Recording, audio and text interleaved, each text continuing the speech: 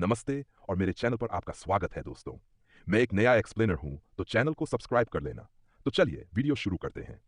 Last chapter में हमने देखा था कि सूहो ने इस मॉन्स्टर जिसका नाम एमिट है, उससे बता दिया होता है कि शैडो मोनार्क ने सारे दूसरे मोनार्क को खत्म कर दिया है। ये सुनने के बाद एमिट कहता है, इसका मतलब the monarch of iron body वो भी शैडो मोनार्क के हाथों मारा गया। सूहो मन में कहता है, इस मॉन्स्टर को एमिट कहा जा रहा है। सिस्टम तो मुझे यही दिखा रहा है। अब इसने आयरन बॉडी मोनार्क को मेंशन किया है, तो क्या यह भी एक आयरन बॉडी टाइप मॉन्स्टर है? अगर इससे पता चल जाएगा कि मेरे फादर कौन है, तो यह मुझ पर अटैक कर सकता है। हम देखते हैं कि फिर भी एमिट ने सूहो पर अटैक कर ही दिया होता है। इसल काफी ज्यादा पैनिक हो जाती है, लेकिन सूहो एमिट के अटैक को डॉज कर देता है और उसे कहता है, एमिट तुम ये आखिर क्या कर रहे हो? जिस प्रकार तुम्हारा रिस्पॉन्स है, उसे लगता है कि तुम कुछ गलत सोच रहे हो। अगर तुम जल्दी से जवाब नहीं दोगे, तो मैं तुम्हें खत्म कर दूंगा। यह सब सुन के सूहो मन में कहता है, क्या यार, इस मॉन्स्टर को किसी को खत्म करने की सोच तो बहुत ही ज्यादा घटिया है। एमिट कहता है, मैं तुमसे पूछता हूं, क्या आयरन बॉडी का मोनार्क शैडो मोनार्क के हाथों मारा गया? सूहो जवाब देता है, हाँ, उन्होंने सारे मोनार्क को खत्म कर दिया। सूहो मन में कहता है, अब यह सुन के ये पागलों की तरह हरकत तो नहीं करेगा ना? हम देखते हैं कि एमिट जोर जोर से हंसने लगता है। यह देख सूहो काफी ज्यादा हैरान हो जाता है। एमिट कहता है, वही तो मैं सोचता था कि वो मुझे देखने के लिए क्यों नहीं आ रहा है। तो वो नर्क में जा चुका है। लगता है मुझे शैडो मोनार्क को थैंक्स कहना चाहिए। ये सब सुन के सूहो पूरी तरह से हैरान हो जाता है और वो अपने मन में कहता है, क्या ये हंस रहा है? आखिर इसका सीन क्या है? सूहो एमिट से पूछता है, क्या तुम आयरन बॉडी मोनार्क के परिवार में से कोई हो? मेरा मतलब उसका कोई संबंधी या फिर उसका कोई वंशज। क्या मैं और उसका परिवार? ये जो तुमने कहा है, ये मुझे बिल्कुल भी अच्छा नहीं लगा। तो अब मरो। एमिट सूहो पर अटैक करने के लिए आ रहा होता है। सूहो अटैक को ब्लॉक करने के लिए तैयार हो जाता है कि जिस चेन से एमिट बंधा था, वो उसे फिर से जकड़ लेती है।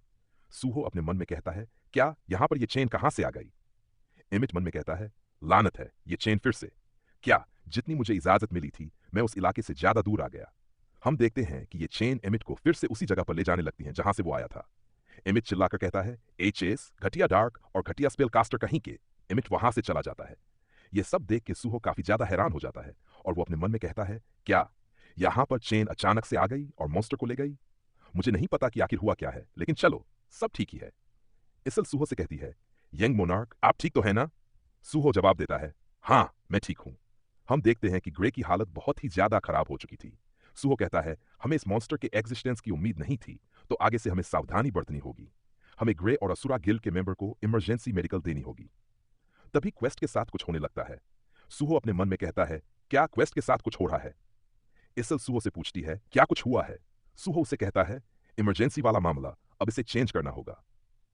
हम देखते हैं कि सूहो को एक नया क्वेस्ट मिल चुका होता है और वो यह है कि आयरन बॉडी के वंशज एमिट को पिरामिड में ले जाना है। यह भी सूहो का एक पार्ट बन जाएगा। आगे सूहो इस रूम में आ जाता है जहां पर एमिट कैद होकर रखा है। सूहो यहां पर देखता है कि सारे स्क्विजर गिल्ड के मेंबर यहां पर खत्म हो चुके हैं। एमिट सूहो से कहता है, मुझे यकीन नहीं हो रहा है कि तुम यहां पर आ गए हो ह्यूमन। तुम्हारे पास दम तो है। सूहो कहता है, मैं यहां पर आया हूं क्योंकि मुझे तुमसे प्रॉपर कन्वर्सेशन करना है। एमिट कहता है, क्या हमने पहले बात नहीं की? बस मुझे मारने का ट्राई कर रहे थे।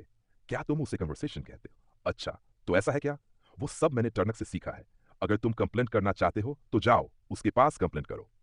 सूहो मन में कहता है, ये वायलेंट तो है, पर मुझे ऐसा लग रहा है कि मैं किसी एक ऑनेस्ट बच्चे को देख रहा हूं। मुझे यकीन नहीं हो रहा। मुझे इस जैसे किसी को रिक्रूट करना होगा। सूहो कहता है, लगता है तुम्हें आयरन बॉडी मोनार्क पसंद नहीं है। क्या मैं पूछ सकता हूं कि ऐसा क्यों है? क्या तुम बस इसलिए यहां पर आए हो? तुम इन चीजों के लिए क्यूरियस हो? खैर, अब मैं यहां पर फंसा हूं, तो मेरे पास टाइम पास करने के लिए कुछ नहीं है, तो मैं तुम्हें बता ही देता हूं। एमिट कहता है, मेरा नाम है एमिट। इस टूम में ऐसे चेन से बंधे होने से पहले टर्नक और एक स्पेल कास्टर ने मुझे क्रिएट किया था। सूहो पूछता है, क्या आयरन बॉडी मोनार्क और एक स्पेल कास्टर ने तुम्हें बनाया? एमिट जवाब देता है, हाँ, उन दोनों ने मुझे एक नॉर्मल इंसान को ऐसे बना दिया। मुझे चेन के साथ बांध के इस डेथ से भरे टूम में छोड़ दिया। सूहो पूछता है, क्या तुम इन चेन को तोड़ नहीं सकते? एमिट कहता है, ये चेन मैजिक से बनी हुई हैं। भले ही मैं इनको तोड़ देता हूं और ज्यादा दूर तक अगर मैं चला गया तो ये फिर से आ जाती हैं। इन चेन की वजह से मैं कभी भी इस टूम की डेप्थ में नहीं जा पाया। मैं टर्नक को कभी भी माफ नहीं करूंगा और उस स्पेल कास्टर को भी नहीं, जिन्होंने मुझे ऐसे हालत में डाल दिया। सूहो मन में कहता है, क्वेस्ट उसे यह कह रहा है कि मैं एमिट को फ्री करूं। मुझे इन चेन से छुटकारा पाना होगा। चेन से कैसे छुटकारा पाऊं जो बार बार रिपेयर हो जाती है? अगर उन स्टिक्स को खींचने की बात हो तो एमिट ने यह ऑलरेडी किया होगा। सूहो एमिट से कहता है, एमिट क्या तुम्हारे यहां पर सील होने से पहले भी यहां पर मॉन्स्टर्स थे? एमिट जवाब देता है, हाँ, इसका मतलब तुम इस डंजन के नहीं हो। तो क्या तुमने कभी इस टूम में इस स्टील के दरवाजे को देखा है? एमिट कहता है, मुझे बस इसी रूम के बारे में पता है। इस रूम को छोड़ के जब भी मैं टूम को एक्सप्लोर करने की कोशिश करता हूं, चेन आ जाती है। वो मुझे नहीं पता। वैसे ये सब सवाल करके तुम मुझे परेशान क्यों कर रहे हो? सूहो मन में कहता है, ये अजीब बात है। इस डंजन के अंदर अगर एमिट कहीं पर भी जा सकता है तो इससे प्रॉब्लम तो नहीं होनी चाहिए। तो स्पेलकास्टर ने ऐसी चेन क्यों बनाई? एक सर्टेन डिस्टेंस पर जाकर वो एमिट को खींच लेती है। अगर मेरी थ्योरी बराबर है, सूहो एमिट से कहता है, एमिट, अगर मैं तुम्हें इस जगह से आजाद कर देता हूं तो क्या तुम मेरी एक रिक्वेस्ट को सुनोगे? एमिट कहता है, क्या? तुम ये क्या कह रहे हो? तुम मुझे यहां से फ्री करोगे? तुम चाहे कुछ भी करो, लेकिन अगर तुम मुझे यहां से फ्री करते हो तो तुम जो भी कहोगे वो मैं करूंगा। क्या तुम मुझसे यह कह रहे हो कि तुम स्पेल कास्टर को खत्म करने वाले हो जबकि तुम्हें यह भी पता नहीं है कि वो कहां पर है? या फिर तुम्हें कुछ ऐसी मेथड मिली है जिससे तुम इस स्पेल को डिस्पेल कर सकते हो? अगर यह सब तुम बस मजाक में कर रहे हो तो तुम्हें पता भी नहीं होगा कि तुम्हारे साथ क्या हो सकता है। सूहो कहता है, एमिट, कोई भी फैसला करने से पहले मेरी बातें ध्यान से सुनो। मैं इस डंजन को गिराने जा रहा हूं। यह सुन के एमिट को कुछ समझ में नहीं आता। सूहो आगे कहता है, तुमने कहा कि इन चेन की वजह से तुम इस डंजन के डेप्थ में नहीं जा पा रहे हो, राइट? अगर यह सब स्पेल कास्टर के इरादों का कुछ है तो क्या स्पेल कास्टर यह चिंता नहीं कर रहा होगा कि कहीं तुम इस डंजन के मास्टर को खत्म न कर दो? तुम समझ रहे हो ना मैं क्या कहने की कोशिश कर रहा हूं? अगर मैं डंजन मास्टर को खत्म करके इस डंजन को गिरा देता हूं तो इन चेन स्टिक्स का क्या ही मतलब रहेगा? अगर ये चेन स्टिक्स अपने पर्पस को ही लॉस्ट कर देंगी तो क्या ऐसा नहीं होगा कि चेन का कोई मतलब ही नहीं रहेगा? ये सब सुन के एमिट बहुत ही ज्यादा खुश हो जाता है और वो कहता है, क्या बात है, क्या मजेदार आइडिया है। आगे हम बेरू और एमिट को एक साथ देखते हैं। एमिट सूहो के साथ वहां तक आ चुका था जहां तक वो जा सकता है। सूहो आगे निकल गया होता है। अभी बेरू और एमिट यहां पर एक साथ होते हैं। बेरू कहता है, यंग मोनार्क अपने इस जैसे अनसिविलाइज्ड रेप्टाइल को अपने साथ आखिर रखा क्यों है? एमिट कहता है, अरे यार, तुम जरा सा चुप भी तो हो जाओ। किसी फ्रूट वाली एंट की तरह एक्ट करना बंद करो। बेरू कहता है, क्या? तुमने मुझे क्या कहा? फ्रूट वाली एंट? क्या तुम मेरे ओरिजिनल बॉडी के हाथों मरना चाहते हो? वैसे किसने सोचा था कि यह लड़का शैडो मोनार्क का वंशज होगा? एमिट मन में कहता है, तब मैं यहां तक ही आ सकता हूं। शैडो मोनार्क का वंशज आगे जा चुका है। फिर समय हो गया है। अगर वो डंजन मास्टर को खत्म नहीं कर पाया तो सब फेल हो जाएगा। और अगर वो डंजन को गिरा भी देता है लेकिन ये चेन मुझे रिलीज नहीं करेगी तो इसका मतलब ये भी फेलियर ही होगा। हालांकि चाहे कुछ भी कारण हो लेकिन उसकी बातों में मुझे विश्वास फील हुआ। टर्नक, तुमने क्लेम किया था कि फिजिकल स्ट्रेंथ ही ट्रू स्ट्रेंथ होती है और मुझे बनाया, लेकिन हमसे कमजोर बिंग्स भी काफी बड़े हो सकते हैं। ये लड़का शायद मुझे इस जगह से फ्री कर पाएगा। आगे हम सूहो को देखते हैं जो कि मेन बॉस की जगह के गार्डियन मॉन्स्टर को खत्म कर रहा होता है। अभी बस 3 ही गार्डियन मॉन्स्टर बचे थे और यहां पर हम इस डंजन के मास्टर को भी देखते हैं। इसका नाम है द टॉम्ब वार्डन शिका। इसके बाद हमें यहां का थोड़ा सा पास्ट का सीन दिखाई देता है जहां हम देखते हैं कि सूहो एमिट को शैडो डंजन में ले जाने की कोशिश कर रहा होता है, पर चेन एमिट को रोक रही होती है। यह सब देख के सूहो कहता है, जैसे ही एमिट शैडो डंजन में जाने की कोशिश करता है, चेन आ जाती है। जैसे ही मुझे ख्याल आता है कि मैं यहां से जाना चाहता हूं, चेन आ जाती है और मुझे रोक देती है। क्या यह दिक्कत वाली स्पेल है? खैर, ऐसा नहीं है कि मैंने इसके बारे में सोचा नहीं था। मुझे पता था कि यह काम नहीं करेगा, लेकिन फिर भी मैं बस कंफर्म करने के लिए ट्राई कर रहा था।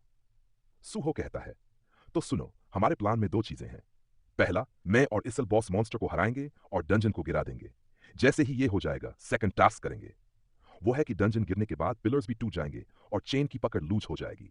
इसके बाद एमिट चेन से आजाद हो जाएगा और एमिट, तुम बेरू के साथ हमारे साथ ज्वाइन हो जाओगे और फिर हम शैडो डंजन में चले जाएंगे। अगर हम एक भी टास्क में फेल हो जाएंगे तो सब कुछ फेल हो जाएगा। चिंता मत करो, अगर हम फेल भी हो जाएंगे तब भी मेरे पास बैकअप प्लान है। प्रेजेंट में यहां बॉस मॉन्स्टर शिकासूहो पर अपनी पावर से अटैक कर देता है। यहां पर बहुत ही तगड़ा डिस्ट्रैक्शन हो जाता है।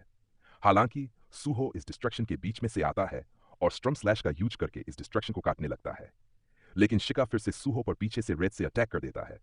सूहो अपने मन में कहता है, अरे यार, इस सैंड की वजह से मैं स्टॉर्म वार्डन शिका के पास नहीं जा पा रहा। इसका नेम रेड है तो यकीनन ये कम से कम ए रैंक का है। अगर ऐसा ही चलता रहेगा तो सब कुछ खत्म करने से पहले ही मेरा माना खत्म हो जाएगा। मुझे जितना जल्दी हो सके उतना जल्दी इसे खत्म करना होगा। इसल सूहो की तरफ अपने वेपन को फेंकती है। सूहो शैडो अथॉरिटी का यूज करके वेपन से शिका के हाथ पर अटैक कर देता है, जिससे वो जो सैंड को कंट्रोल कर रहा होता है वो कमजोर हो जाती है। सूहो चिल्लाकर इसल से कहता है, इसल चलो, हम हमारे बोन स्किल का यूज करते हैं। इसल बहुत ही ज्यादा खुश हो जाती है। वो कहती है, हाँ यंग मोनार्क, बिल्कुल। इसल बहुत सारी चार्ज अमाउंट को जमा करने लगती है। इससे वो एक अलग ही फॉर्म में दिखाई देने लगती है। वो अपने मन में कहती है, आखिरकार बोन स्किल को यूज करने के लिए चार्ज रिक्वायरमेंट। इस मेथड को यंग मोनार्क के साथ गेट क्लियर करते समय हमने सीखा था। अगर मैं मॉन्स्टर को खत्म करती हूं तो उनके सेल को मैं एब्जॉर्ब कर सकती हूं और इससे बोन स्किल का चार्जिंग रेट बढ़ जाता है। इससे सारा चार्ज अमाउंट सूहो को ट्रांसफर कर देती है। सूहो के गंगेट में सारा चार्ज अमाउंट जमा हो जाता है। सूहो शिका को एक बहुत ही तगड़ा पंच जड़ देता है और शिका के दो टुकड़े हो जाते हैं। यहां पर एमिट और बेरू देखते हैं कि डंजन गिर रहा है। एमिट कहता है डंजन गिर रहा है, इसका मतलब वो डंजन मास्टर को हराने में कामयाब हो गया। हम देखते हैं कि पिलर से ये चेन भी नीचे गिरने लगती हैं। बेरू एमिट से कहता है एलिगेटर मुझे फॉलो करो, हम यंग मोनार्क की तरफ जाने वाले हैं। लेकिन हम देखते हैं कि एमिट कोई भी जवाब नहीं देता। वो अपने मन में कहता है अगर चेन रास्ते में नहीं आएगी तो आखिरकार मैं टर्नक से फ्री हो जाऊंगा। मुझे अभी भी पता नहीं है कि टर्नक और स्पेलकास्टर ने मेरे जैसे नॉर्मल बीइंग पर एक्सपेरिमेंट्स क्यों किए। मुझे बस इतना याद है कि मुझे रोज डिस्ट्रॉय और रीजनरेट किया जाता था। टर्नक मेरी बॉडी को डिस्ट्रॉय करता था और फिर स्पेलकास्टर मेरी बॉडी को रीजनरेट करता था। जितना ज्यादा लंबा एक्सपेरिमेंट होता था उतना ज्यादा दर्द मिलता था। उससे मेरी बॉडी और भी ज्यादा स्ट्रांग होती थी। हालांकि मेरा माइंड दर्द को सहन नहीं कर पाता था, तो मैंने धीरे धीरे दर्द को एंजॉय करना सीख लिया। मेरे सफरिंग के दौरान मेरी बस एक ही विश थी कि मैं फिर उस नेचर को देखूं जो मैंने बचपन में देखा था। हम देखते हैं कि एमिट आगे बढ़ने लगता है, लेकिन ये चेन की स्टेक्स उसके हाथ में आके लग जाती हैं। एमिट मन में कहता है क्या ये स्टेक्स उड़ के मेरे पास आ रही हैं? इसके बाद हम देखते हैं कि बाकी की भी काफी सारी स्टेक्स एमिट की तरफ आने लगती हैं। सूहो एमिट को शैडो डंजन में भेजने लगता है। हालांकि ये चेन स्टेक्स बहुत ही ज्यादा टफ होती हैं, तो ऐसा करने की वजह से सूहो के पैर से खून निकलने लगता है। लेकिन फिर भी सूहो हार नहीं मानता और वो काफी सारी स्टेक्स को शैडो डंजन के अंदर भेज देता है। एमिट मन में कहता है संगस हो, आखिर तुम ये सब क्यों कर रहे हो? आखिर तुम्हें मुझसे क्या चाहिए जो तुम मेरे इतना आगे तक जा रहे हो? स्टेक्स को हैंडल करते हुए सूहो अपनी लिमिट तक आ जाता है। वो अपने मन में कहता है मेरी हड्डियां अभी इनको छेल नहीं पाएंगी। तभी हम देखते हैं कि एमिट बीच में आके स्टेक को रोक देता है और सूहो से कहता है अब मैं समझ गया हूं कि क्यों टर्नक नहीं सारे मोनार्क 2 मोनार्क से क्यों हार गए। क्या हमें बस इन स्टेक्स को शैडो डंजन के अंदर डालना है ना? तो ठीक है, चलो हम हमारी आखिरी स्ट्रेंथ को एक साथ करते हैं। यंग मोनार्क आ जाइए। हम देखते हैं कि सूहो और एमिट एक जगह पर रुक जाते हैं। सारी बची हुई स्टेक्स इनके पास आने लगती हैं। इसके बाद हमें एसल को दिखाया जाता है जो कि शैडो डंजन के अंदर बेहोश पड़ी थी। वो उठ जाती है और कहती है बेरू जैसे ही मेरी एनर्जी खत्म हो गई, यंग मोनार्क ने मुझे शैडो डंजन के अंदर भेज दिया था। अभी वो कैसे हैं? बेरू कहता है अरे सर शांत रहो, वो अभी आराम कर रहे हैं। हम देखते हैं कि इसल बहुत ही ज्यादा खुश हो जाती है क्योंकि वो देखती है कि सूहो बिल्कुल ठीक है। इसके बाद हमें एमिट को दिखाया जाता है जो कि अब फ्री हो चुका है। सूहो को मैसेज आता है कि आपने आयरन बॉडी के वंशज को अपने टीममेट के रूप में रिक्रूट कर लिया है। आपने अर्जेंट क्वेस्ट डैमेज क्रैक को कंप्लीट कर लिया है। आपका लेवल अप हो चुका है और क्वेस्ट के रिवार्ड्स भी आ चुके हैं। इसके बाद हमें सीधा जिंजल को दिखाया जाता है जो कि जिनो की फाइल को देख रहा था। वो अपने मन में कहता है हंटर संग जनु के गायब होने के बाद कुछ शुरू हो गया। हंटर और गेट फिर से दिखाई देने लगे। शुक्र है कि हंटर सेंचुरी ने मुझे जो पिछली दुनिया की मेमोरीज दी थी उसकी वजह से मैंने जल्दी से ही हंटर एसोसिएशन को बना दिया और ग्रेट कैटालिजर को दूर कर पाया। स्टारडस्ट का अस्तित्व ये कुछ ऐसा है जो पिछली दुनिया में नहीं था, जो अब हो रहा है। ये लो रैंक के हंटर का माना बिना किसी साइड इफेक्ट के साथ बनाता है। जैसे हमने डिस्कवर किया कि एलन मस्क द्वारा डिस्ट्रीब्यूटेड है जो कि ग्रीन रीपर गिल्ड का वॉइस लीडर है। वो ये सब कर पा रहा है जब हंटर लिम्टाइग समंदर पार है, तो इसके बहुत ज्यादा चांस है कि वो अकेला ये सब कर रहा है। मुझे शक है कि पिछली दुनिया में लिमन सिन्हे इतना कैपेबल नहीं था कि वो अकेले इतना कुछ कर पाए। मुझे फीलिंग है कि कोई और भी उसके पीछे है। तभी जिंचुरिकी के लीडर कहता है मुझे माफ कीजिए, मैं आपको बहुत ही ज्यादा जल्दबाजी में कॉल कर रहा हूं। जिंजल कहता है आप मुझे कभी भी कॉल कर सकते हैं, आपने पिछले कई सालों में हंटर एसोसिएशन की हेल्प की है। लीडर कहता है मिस्टर जिंजल, मैंने आपको इसलिए कॉल किया है कि मुझे हंटर एसोसिएशन की हेल्प चाहिए। जिंजल पूछता है हमसे हेल्प? ऐसा क्या हुआ है? लीडर कहता है मेरा भांजा वो एक हंटर बन के वेक हुआ है और मुझे लगता है कि वो गेट के अंदर फूस गया है, प्लीज उसकी हेल्प कीजिए। जिंजल कहता है मिस्टर जनो, आपका भांजे से मतलब? आप सूहो की बात कर रहे हो? और यहीं पर एपिसोड क्लाइमैक्स पर पहुंच जाता है। तो दोस्तों अगर आप नए हैं तो चैनल को सब्सक्राइब कर देना, वीडियो को लाइक करना और मिलते हैं अगले धमाकेदार एपिसोड में। तब तक के लिए बाय बाय।